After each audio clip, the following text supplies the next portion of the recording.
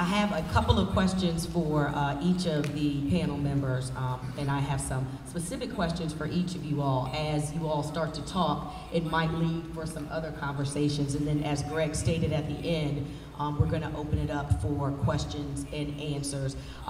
As a member of the advisory board, I just have to start off by saying it is great to see so many people in the club today for such a great event. And so we hope that you all can take back a little bit, not only about the legacy of Dr. Walker, but also the legacy of this club and what this club means to the Churchill community. First off, let me start with Mike. Mike, can you explain how what you're doing right now will benefit the youth that you brought today in finding their legacy? I'll try. Is this working? You know, it would probably be better if they got up here and spoke about whether or not what we're doing is working and making a difference. Before I try and answer that question specifically, I just wanted to say two quick things. One, I need to give a shout out to Pastor Jones, who lets us use the Salvation Army, this gym right here, for basketball practice and for other kinds of activities, and who's been a really wonderful and supportive community partner for us. So thank you so much for doing that. We should give him a round of applause, especially the basketball players. So thank you for being such a gracious neighbor to us. Also, if I understood correctly, Dr. Walker, you were in Birmingham jail when Martin Luther King was writing his... I wasn't in the jail. I was outside. But lawyers smuggled out his writing on edge of newspapers and toilet paper and paper that they smuggled in. And I was the only one in Birmingham who could read his sick and scratch writing. So I stayed up several nights with the secretary and translated his writing so she could produce the first copy of the letter from the Birmingham jail. And it's celebrated now in a book called The Gospel of Freedom by a professor from New York. And it has become the most important document of that era. Well, I feel like I'm touching history by sitting right near you. I was in college when I read the letter from Birmingham jail, and Mr. Kuiper and Ms. G, we have to make sure every student reads that. It's one of the most eloquent, beautiful, extraordinary things which has ever been written. And as Dr. Walker was saying, it was written by Martin Luther King on the outside of newspaper print while he was in jail. It's an extraordinary thing, so we have to make sure we all read that. I still have parts of it memorized. I think what I would say very simply to try and answer your question is that we're trying to create hope and build on hope. I always kind of feel like hope is what gets us out of bed in the morning. If we, you know, any of us, all of us, and that's what helps us put one foot in front of the other and helps us believe that certain things are possible and helps us make real the gifts that God has given us and to develop the talents we have. And so I think it's within that simple idea of trying to create hope and build on hope and possibly have lives that we would not have thought were possible. That's the foundation of Anna Julia Cooper School. And we try and get after it every day, and that has to do with education, primarily, you were saying, times tables and writing good sentences and paragraphs and papers and really caring about it. You know, really caring about what we're doing and taking it seriously. And then how we take care of one another and just trying to create a community and an environment and a school where that becomes real and where hope becomes real. And I hope if some of the students were up here, they might say something along those lines, because that's really why we're here. So I could say more about all that, but that sort of kind of sums it up. We might have time to go back, All right. to that.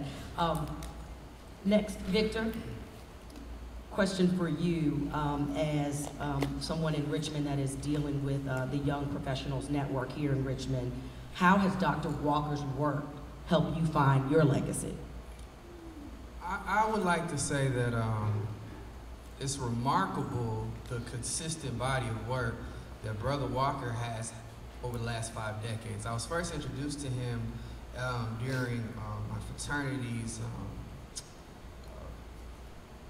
Founders Day breakfast, and I got the opportunity to moderate an event, and he was the honoree, and the thing that he said then, and I will share with the youth now, is he said, if I could, I would be out there marching with you right now. And his body of work inspires me. Young people, I see one of my young people in here from Peter Paul. I ain't gonna call him out, but it's good to see you. But young people, by a show of hands, how many of y'all have social media networks? Okay, awesome, right?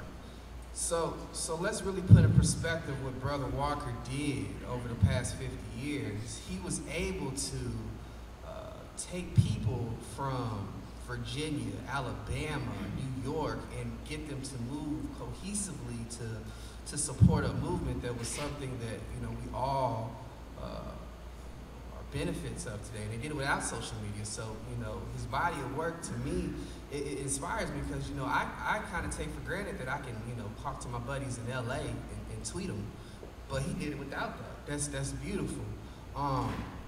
What else really inspired me was just the thought process with Project C. Again, young people, how many people have seen Selma, by a show of hands, right? Okay, Selma, in my humble opinion, should probably be titled Project C. The thought process that Brother Walker went through to ensure that his goals were met was just beautiful. It's a beautiful science, and I'm at awe at the opportunity to be able to study his work, to see him in real life and touch him, and be able to say, not only is he my fraternity brother, but he's an inspiration to me. So again, young people, I know sometimes you might take for granted, you might have been born with the iPhones and the social media in your hand, but when he was doing it and getting Nelson Mandela over here, and that was in the 90s, and that was before with MySpace, it was beautiful, and I'm happy to be able to have said that I've researched the work that he's done. Hopefully in 5 years I can say that I've done some positive things, but another thing in closing that he's done is he's given me a benchmark to me. In the next 3-4 decades in this work that I'm doing, if I'm not where he is right now, I'm not doing my job, and I'm here doing it for y'all. So that's really how he's inspired me, and thank you. I appreciate that, brother.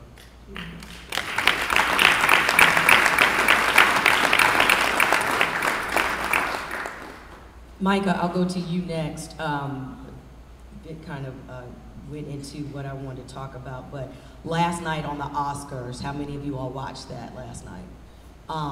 Common and John Legend's performance did not allow for a dry eye in the building, number one. If you haven't seen it because of social media, you can go back and look at it. And also their speech was extremely direct, and it stated how the entertainment world is getting involved with this social change. So, Bam, my question to you is, how has your talent as a comedian allowed you to have a platform for change and defining your legacy based off of Dr. Walker's work? I think, we as entertainers, we all have a voice. And the voice that we have, we're able to speak and have masses of people to come around and want to hear what we have to say. And I think as an entertainer or as a comedian, when I speak, I make people laugh. I touch a certain bone inside of people that makes them forget about their problems, forget about the troubles that they're going through in that moment. And those words that I say can either be words of hope and words of great desire, or they can be words of poison. And one thing about entertainers, even if you go into hip hop, I love hip hop and I love both sides of it. You look at someone last night like Common, who's very cerebral, speaks on things that are very high thought process. But then you have some other entertainers that speak on just stuff just to sell an album. As an entertainer, we've had people like Dr. Walker, Martin Luther King, people that have used their voices to move a community forward. If God has given me the ability to say something that many, many people will want to hear, I'm responsible for my words, and I have to be very impeccable with my words.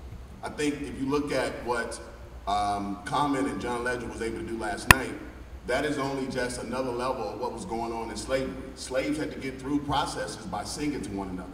They had to let people know what abolitionists were by giving it that code through music.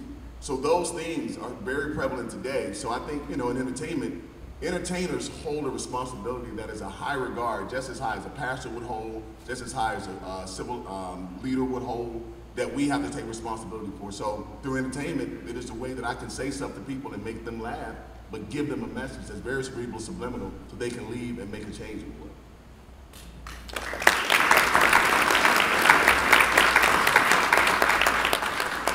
On that same note, Diane, as a Black woman in the media, what challenges have you faced, and what challenges do you see these youth facing in finding their legacy through Dr. Walker's work? Right.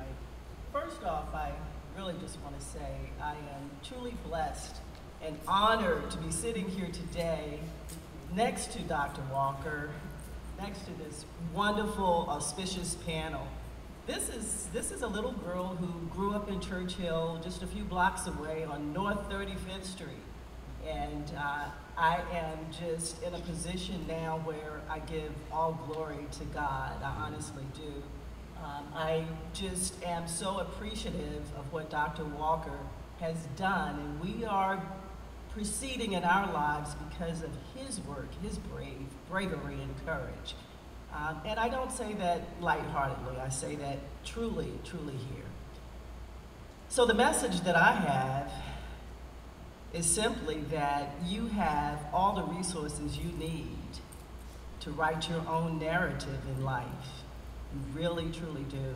And we don't have to look far for role models and for guidance. It's within our own families. It's within our own communities. It's within our own schools. God has already given you what you need. Dr. Walker talked about education being the most important aspect of moving you from point A to point B. And it truly is. Education is important. Your whole life changes and revolves around what you do in terms of education. When I was in school, and I always hate to start a sentence like that because you sound so dated, I remember when, but truly when I was in school, the schools were segregated. And my mom wanted more for me than what the school within my neighborhood could offer. We didn't have model schools, and we didn't have schools that specialized in particular subjects that would help you to focus and where you wanted to go. So my mom asked for a variance for me to attend West Hampton Middle School when I really should have gone to East End Middle School. And she did that because she didn't like the fact that we were using not new books. We were being taught through materials that were handed down and passed down and already used by other students. And she didn't feel that I would have gotten the opportunity to pursue whatever dreams I had then. So, at that time, I caught the bus, GRTC, at 5 o'clock in the morning and rode all the way from the east end of Richmond to Patterson Avenue and attended school for 2 years there. And I was one of about 20 students, Black students at that school. I felt so much out of place, I truly did. But challenges that I faced later in life helped me to get through points of where I am now. I'm kind of dancing all around because I want to say, there's so much I want to say to you. You won't face the same challenges that I did. You will face different challenges, But whatever those challenges are, I just want you to remember that you have the resources within you to overcome those challenges.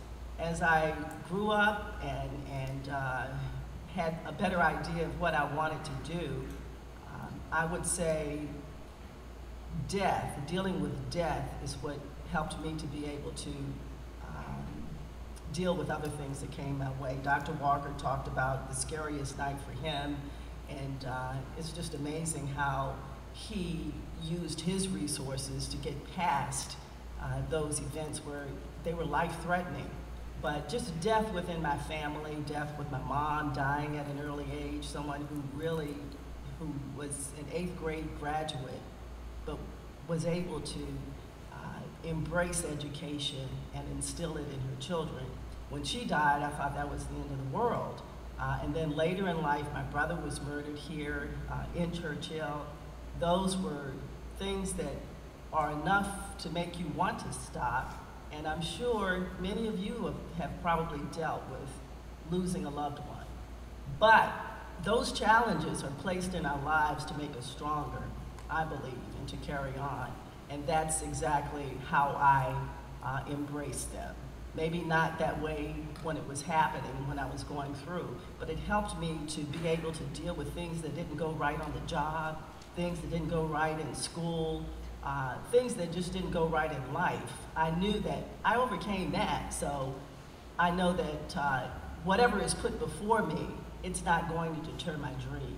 And I encourage you that to follow the path of 3 things if you are faced with challenges, and that is to remember, to celebrate, and to act.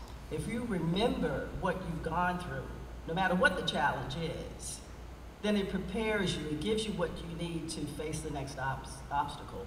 Life is all about obstacles. You know, you can celebrate victories one day, and the next day you were faced with another challenge. So when you are in the moments where you have just been successful with something, celebrate. It's important to celebrate. And then act. Act on improving whatever victory you have achieved. So as Dr. Walker said, you really do need to embrace the education and just take every moment. Look around, look within your schools for people who can inspire and put you on the right path. If there's something, if there's a career you want to follow and pursue, talk to someone who's already doing it. Talk to someone who's already doing it. I knew from an early age that I wanted to be a journalist. That's what I did. I wrote my words down. I wrote stories down. I didn't know how to do it because I didn't see anybody on TV that looked like me.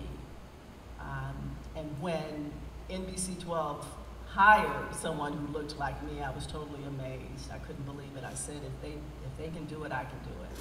And I went to my guidance counselor, talked to my guidance counselor about how to make that happen.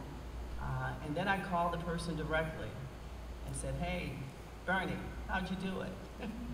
And you know, things developed from there. So just be enthusiastic about learning. Thank you.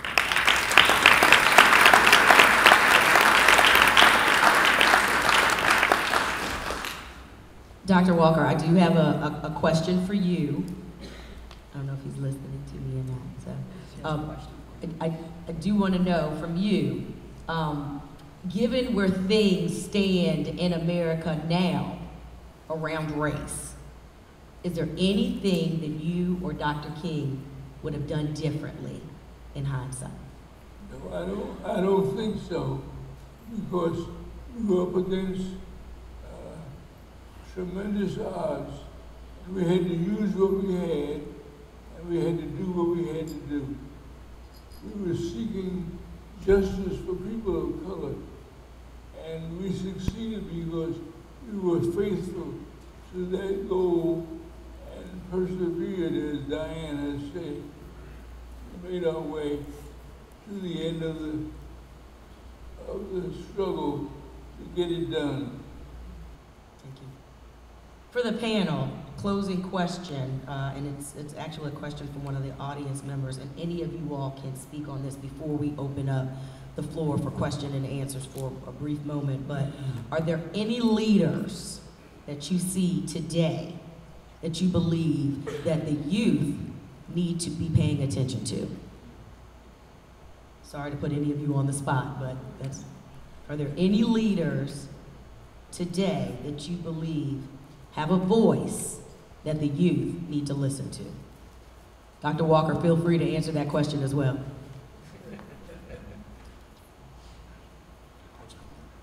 I think on a grand scale, I can't think of anyone that I would point to on a grand scale.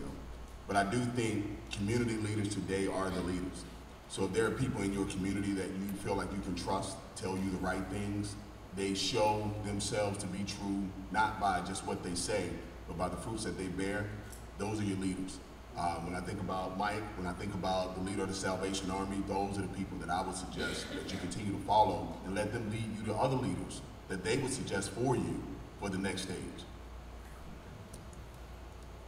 I got a pretty long list, but I couldn't answer that question without honestly acknowledging the primary, one of the biggest leaders in the community who really got me to where I'm at, and that's Kelly Lemon.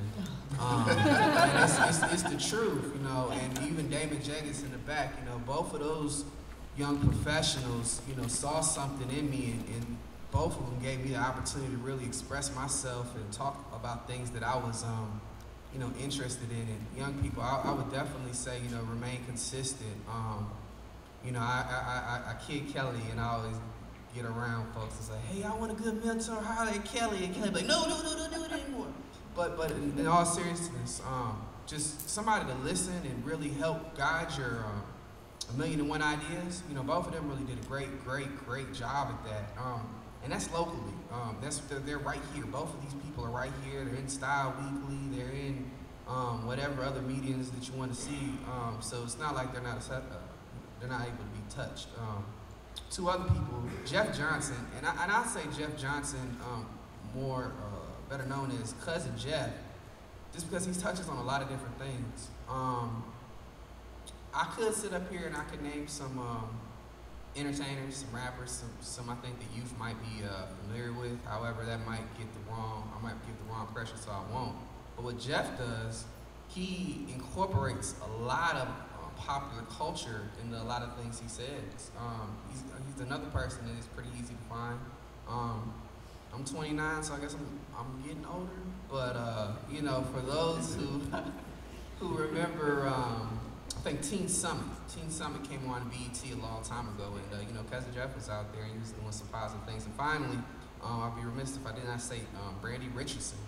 She is the president of the National Urban League Young Professionals. Again, a young professional who speaks power into women in the movement, and a lot of positivity comes from her. And again, you know, I got a longer list, but the last person I will say is an older gentleman, but Oliver Singleton, in the business space. I think he's probably another catalyst to the reason why I'm here today. And the work that the NBL does it goes without saying is invaluable. It's necessary. So you know, those are a couple people I think the young folks should look up to. And honestly, I would say in a very humbling way, look up to me, but hold me accountable. And if you see me doing something that you wouldn't want another person to do, let me know. Because right now I'm in a position to positively affect the lives of a lot of young people. And if I don't, that means I'm failing you.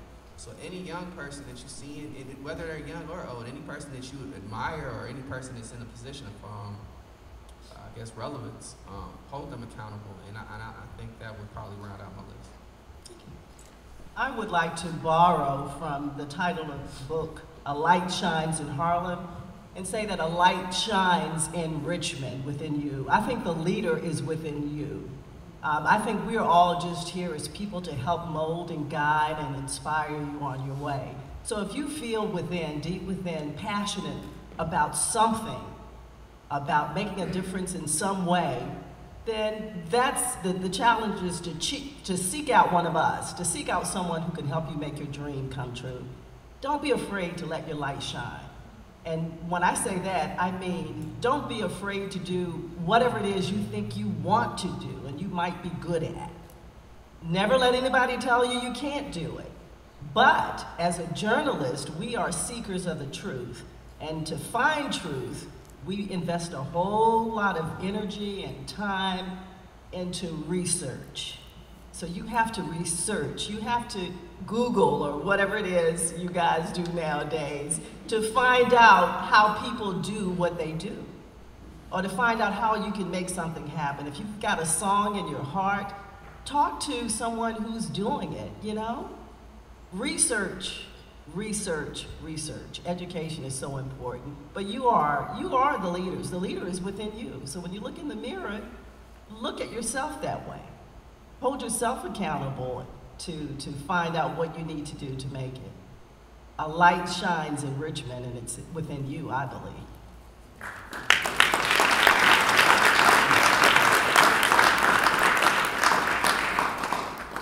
A couple of people come to mind in answer to your question. I'm thinking of the three panelists to my left, and I would love to have you come visit our school and speak to our students. Maybe do some comedy. But just hearing you is inspiring, and I'm delighted you're in the city of Richmond. Sitting back here a few feet in front of me is a woman named Yolanda Gilliam, Miss G, who's, I just want to say her name out loud in front of her students. I look to her every single day in the building and talk openly about her being our leader on the ground, and a little bit like having the Holy Spirit in the building every day. She inspires me all the time, makes me feel like I'm standing still, teaches me what it means to be generous and to not give up, and I know some of the challenges she's had in her own life.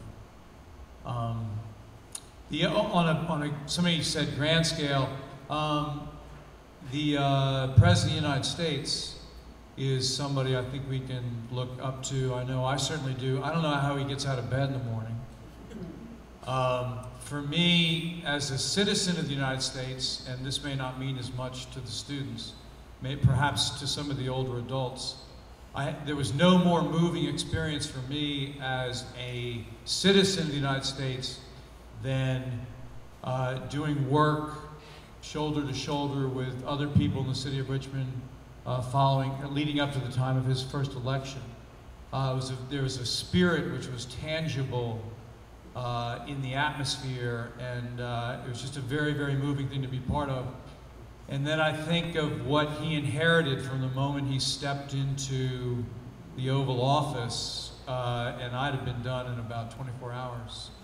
And I'm sure all kinds of attacks, which have been overt and perhaps more subtle, that he's had to deal with and just kind of go on in a gracious way, dealing with wars, dealing with healthcare, just dealing with being President of the United States alone. But he's a great hero of mine. I look forward to reading, when he's finished, a book that I hope he'll write, so we sort of hear from the inside what it was like to be inside his shoes for those 8 years as president. So that's just somebody else who I think we should keep our eyes on.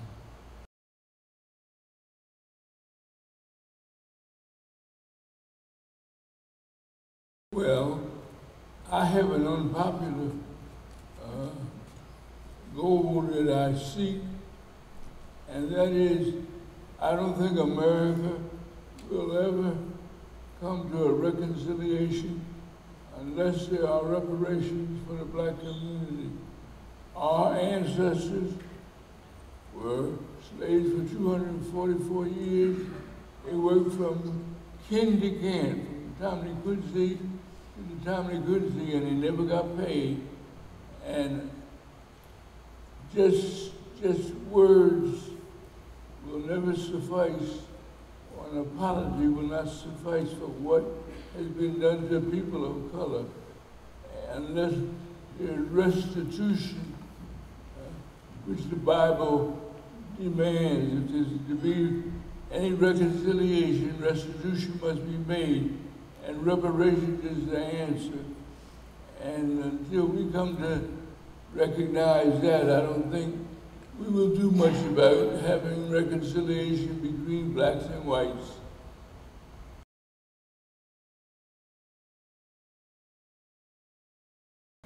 The HUBCs are intensely important because they are our leadership factories. Any leader you can think of in the last 100 years of any substance went to a black school. There's a cultural element that is in them that they impart to their students. And they play an absolutely important role in our lives and in our communities. I just want to add to Dr. Walker's comments. I think he's absolutely right. But as a journalist, I'm critical. I have a skeptical eye on most things. I'm a graduate of a predominantly white university. And the reason I chose the white university is because they gave me money to come to school. Seriously, that was one of the key reasons. It saddens me to see the struggle that black colleges and universities have had for years, for decades, and continue to have when we have so many resourceful people that we look up to as role models in the entertainment world, in the business world, who are African Americans who are not supporting predominantly black colleges.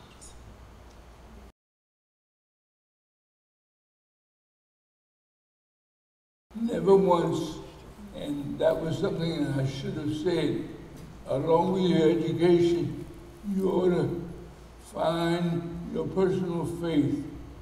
We never gave up because we were convinced that we were right and that God was with us. And the black church has been an indispensable resource for us and for our movement and for our people.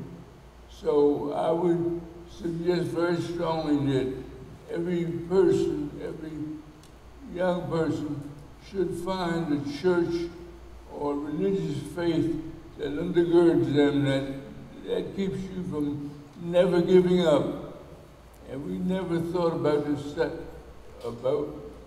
giving up or retreating. And it was because of our religious faith.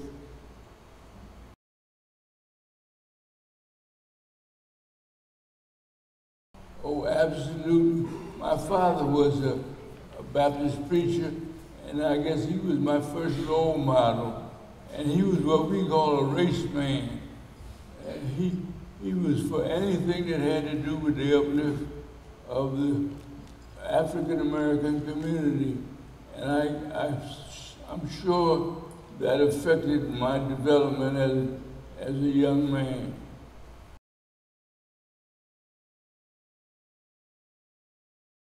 Well, I think the impact of positive education is it stretches our minds. As Diane has said, it makes our dreams come true. And that undergirded with a personal religious faith can mean so much to an individual.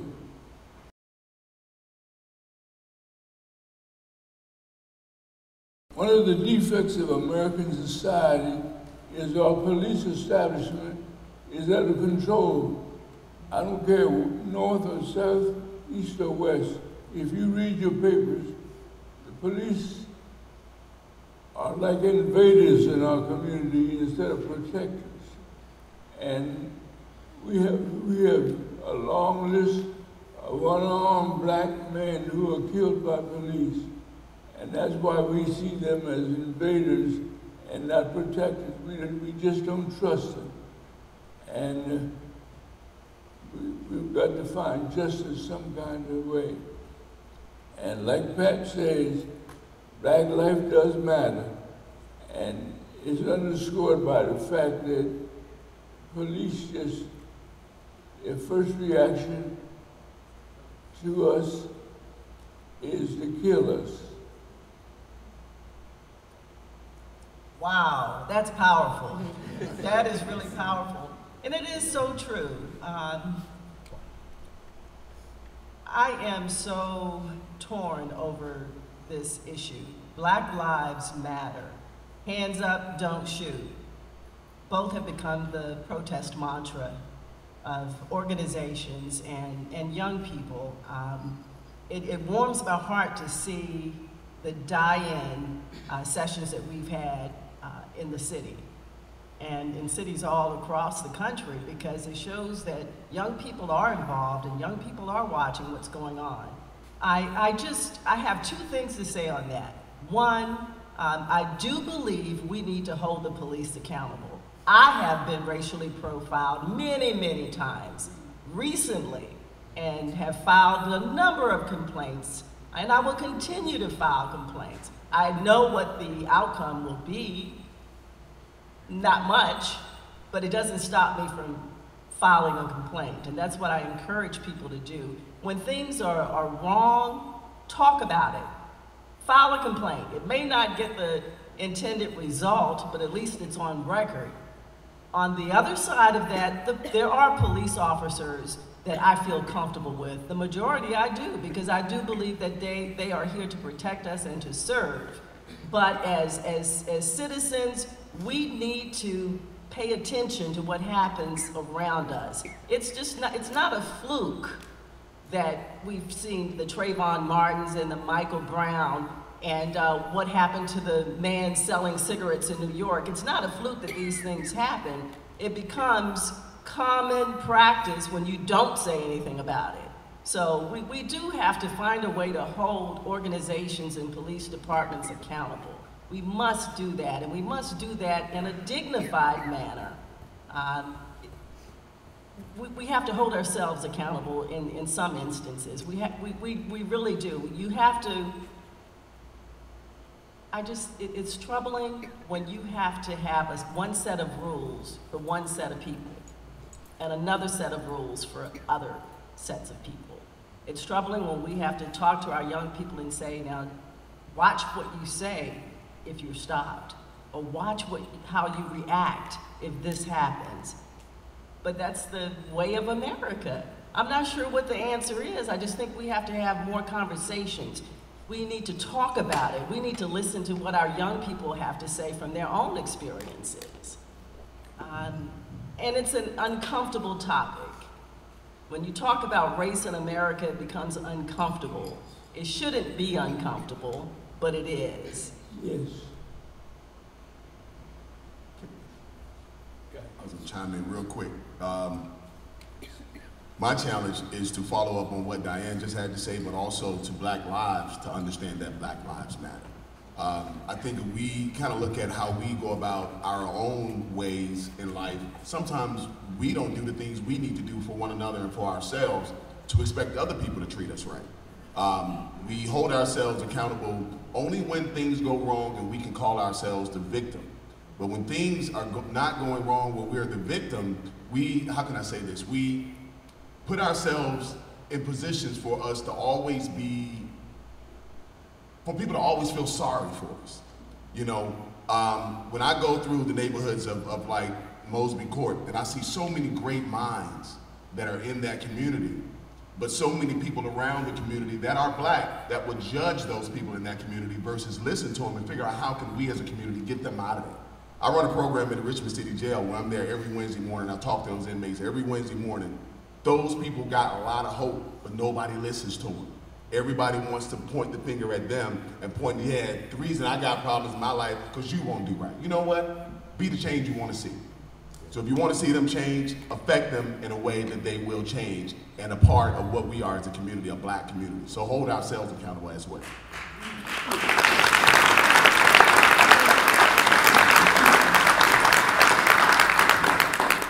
Just to follow up on that, I think one of the things that Al Sharpton does a great job of doing is bringing attention to things, right? But when you do that, I think it's ideal to continue to do the work once you know, the leader has left. So in particular in Richmond, one thing that I think is great that the Richmond Police Department has is the Richmond Citizens Police Academy. I was a graduate of the 18th annual Citizens Police Academy, and when I did that, it allowed me to really understand the police, and it really allowed me to understand how, you know, it can't be, I hate the police. You know, you got to understand the police, and now when things happen, it's a lot easier for me to hold police officers accountable. So on a local, micro level, that is something I think that we should all look into. The 19th Citizens Police Academy is going to start in April. So, you know, to prevent something like that from happening here in Richmond, I think that's the idea. But then another thing, and you know, Brother Wyatt really spoke to it, is all lives matter.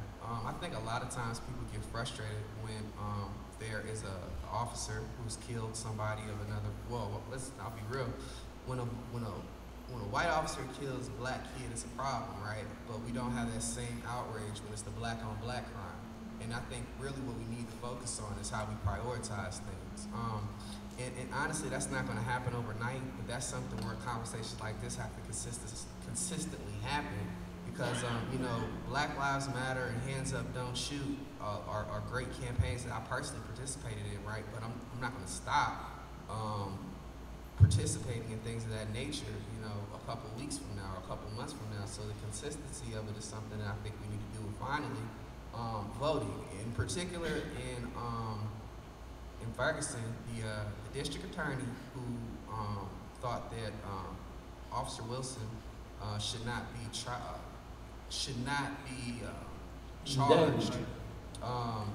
He ran unopposed, and 96% of that vote, people voted for him, right? So in my mind, I'm thinking to myself, if we're down here and we're doing these marches and we got this social media campaign going on, but we can't, you know, vote somebody out, or if we can't at least get a respectable write-in person, what are we really doing it for?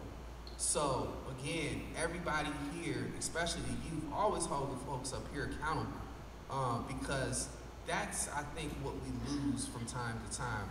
We'll get behind something, but when you're not voting folks out that you feel, some people feel like what happened should happen and they should vote, but some people feel another direction. You know, voting is going to help a lot of these things, and being aware of who you're voting for, I think, is going to help make a change moving forward. 50 years later, Civil Rights Act of 1964.